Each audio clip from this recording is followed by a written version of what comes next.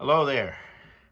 I'm Paul Glumaz, and this is being brought to you by General Welfare Presents. And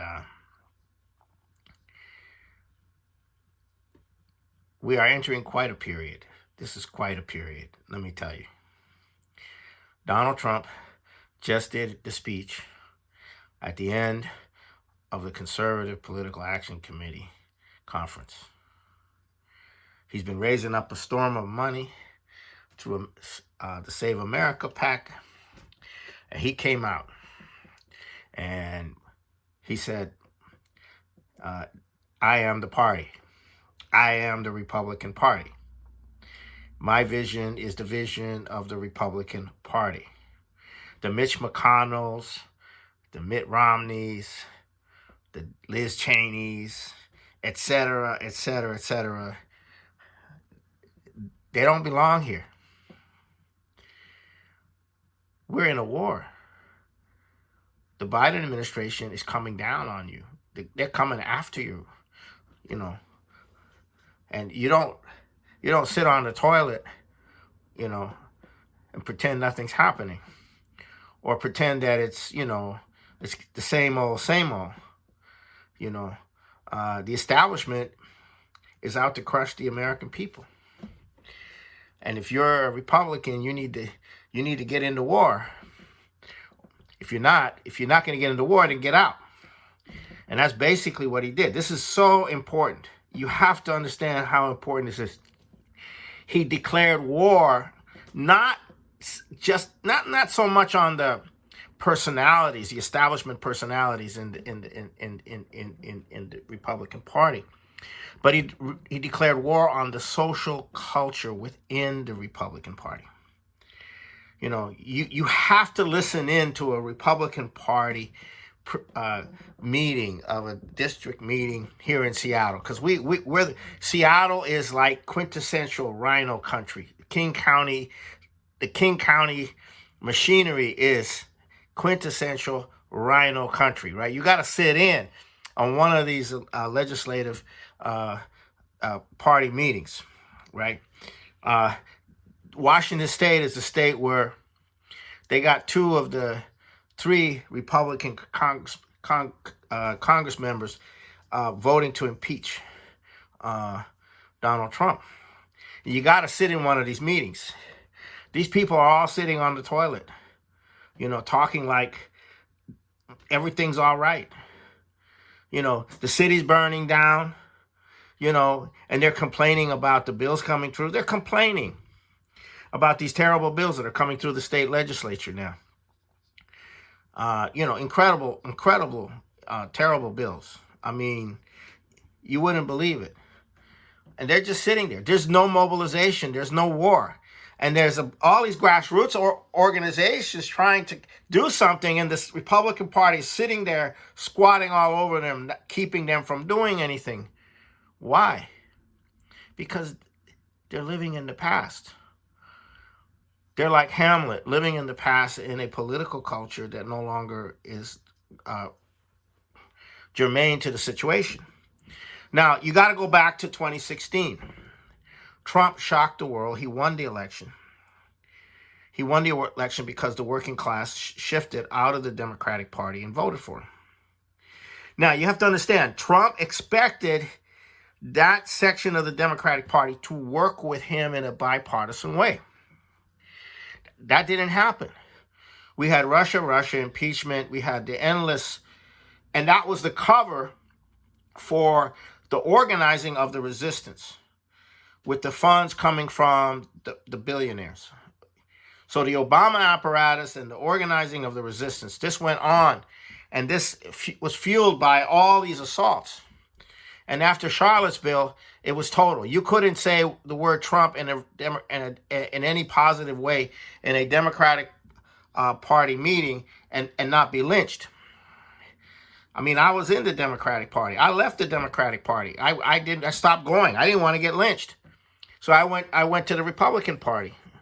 So now I'm sitting there on one of these by Zoom on one of these Republican Party meetings, and these people are like, where, this is war. They're at war with the population. They're going to crush the population. The borders, right? They're opening up the borders. They're going after people holding guns. They're going after energy, wind and solar. They're shutting down the physical economy.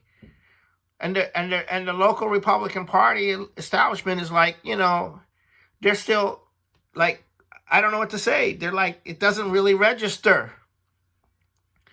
They're pretending, or at best they're pretending. Here in the state, we have this problem of the elections. Here in the state of Washington, we've had the problem of the mail-in ballots. This was the place they pioneered it, right? It's Washington State. They pioneered everything. They're trying to pioneer a ranked voting system, so that if you get a majority of votes, you don't win. A ranked voting system. They're starting it in Washington State. They want to do it nationally. These people want to do it nationally. So I mean, you won't believe the stuff that's being rammed through the state legislature, and also in the Congress. I mean, the Congress is going crazy, and so it's a war. And Trump said it was a war. He didn't say it exactly that way, but he said it's a war. And my vision is the vision of the Republican Party. And you either stay with, this is the Republican Party. Now, you have to understand what this means. This is enormous. From the time of the vote, the obvious voter irregularities, and I won't use that other word because they might pull this video. Right? I won't use the other word because they might pull this video. It was very obvious. And then this Capitol January 6th thing was pulled. And everything that followed from that. And then all these Republicans got behind the whole operation to crush Trump. And they didn't crush him. And he's come out today, Sunday, the 28th of February. That's today. That's today. That's today. He came out today and let it be known. He is the Republican Party. You're either with him or you're not you're not with the Republican Party. And he can make it stick because there is no one else that has any stature. Okay, and if you don't want some stature, you got to go with Donald. You're not going to have stature if you don't. This is incredible. This means that as the worst things that start to happen to this country, we have a force in the country that can oppose it from the population. Now, what form that takes and in what way, I don't know. But the big thing that's coming is the financial crash and the move towards digital currencies. And a central bank dictatorship and digital. Now, what's going on in China right now? What are they doing in China? They're talking about they're starting digital currencies. Now, what does digital currencies mean? I mean, isn't that just an electronic form of money? No. You can apply restrictions to how you use the digital currency. For instance, they could say you can only use your digital currency in an approved place for approved things. And then everything you do is tracked. And then the social credit system is if you don't do everything right, then you have a lower social credit, and then you don't get the currencies, or you don't get less, or whatever. This is the ultimate form of controlling a population. The closest thing to this was Mao's food card in the Cultural Revolutionary days, where everything was collectivized, and you lived in a small area, and you had a food card, and that food card didn't work outside of the area you were known. And that food card controlled your life. If you didn't, it was the basis for getting food. Now, you think about that. Now, this is what they want to do here, too. So that's what they're planning in China. That's what they're planning to do here.